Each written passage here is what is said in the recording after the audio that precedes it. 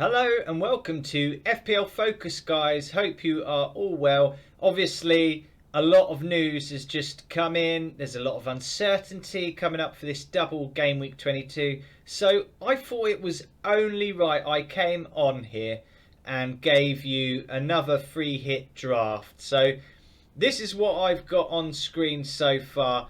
Obviously, it's changed from last video, so I thought I'd update you. I thought it's the only right thing to do is just to get this short video out to show you what changes I've made and the reasons why. So obviously, Watford players are going to be an avoid for me. I did have Dennis, and I actually did have the armband on Dennis, but now I would avoid because their second game with Burnley could be cancelled. That is news come in after Leicester versus Burnley was in doubt due to Burnley not meeting the player requirements. So therefore, the next game, second game for Watford, would be Burnley, and I don't think that one will go ahead either with just a 2-day gap. I think it's highly likely it could be called off as well. So in this draft, I've had to rethink about what I'm doing. Obviously, Leicester players have had to leave. Maddison, I did have Daka in. Brendan Rodgers gave the news about Daka being fit, but so I've cancelled that now, that idea, that sort of planning. And this is what I've got so far. So I did have Kepa. There we go. Tongue twisted me there for a minute. Arabizalaga. Just trying to say it. Arabizalaga. I can't say it. I can literally not say that. Kepa. Kepa will do. I did have Kepa in the goal before, but I've switched him for David De Gea now. I think there's a chance cocking up a lot of save points, especially against Villa. And obviously after that FA Cup game, there could be a slight chance of a clean sheet. But we will see. I think De Gea would be a good option in there. That has allowed me to change my midfield and get more Chelsea players in.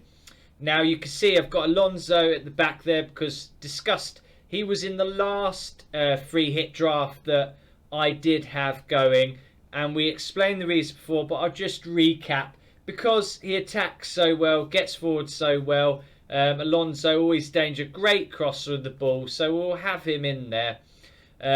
Cody, quite confident in Wolves at the moment, playing Southampton. Now note this, Southampton, Brozier has been announced injured by Hasenhüttl this morning, so I just go for the 6 points there. Wolves on a great run of form at the moment. They only single game week play, but 6 points I'll take because I honestly don't see many clean sheets even in the players that do double. Mind you, just the double players that are left to play now. There's not many of them, right?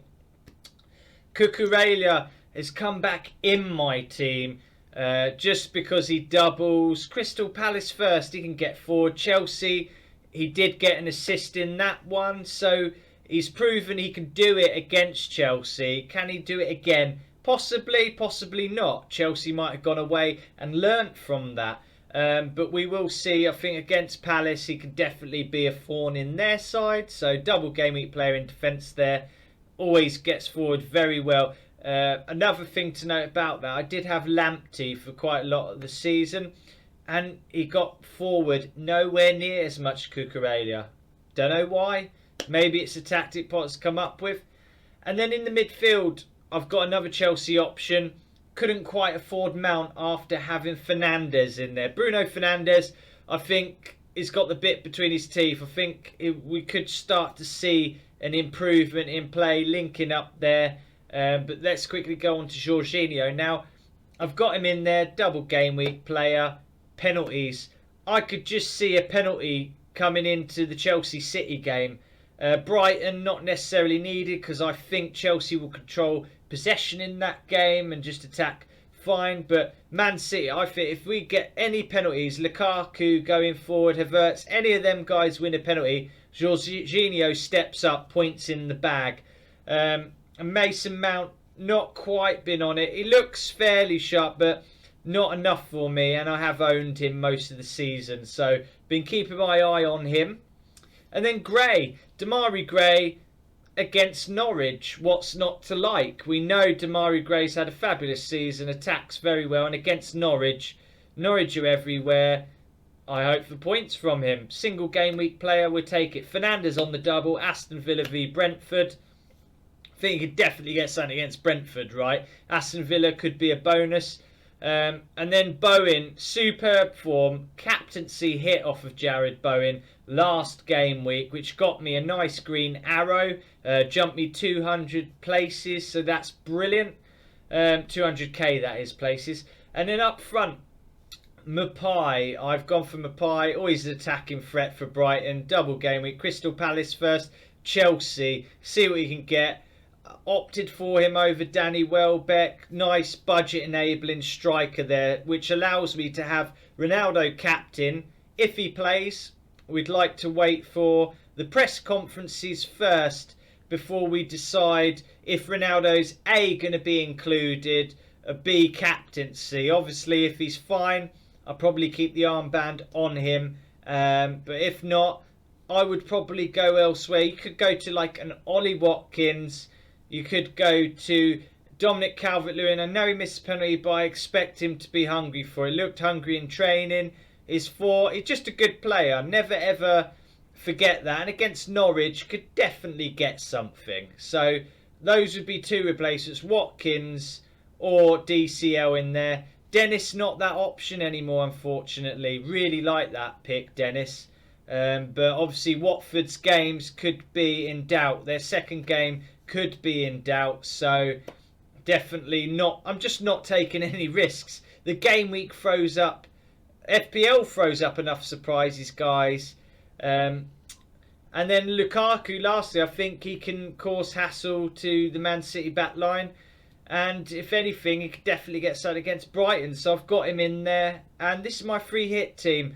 Hope the news helps. Don't forget, keep your eye on them press conferences for Ronaldo news. Also, I don't have double Tottenham defence in there either, because the Arsenal game could be postponed. So definitely keeping away from that. I've just got, basically, this free hit team is a safe and sensible team with all the information that we have at the moment. But definitely wait for them press conferences. Hope this video has helped you guys. Thank you for all the support and the subscribers. 500 subs. Let's keep going. And don't forget to subscribe. Hit that like button. And guys, thank you for watching. Take care.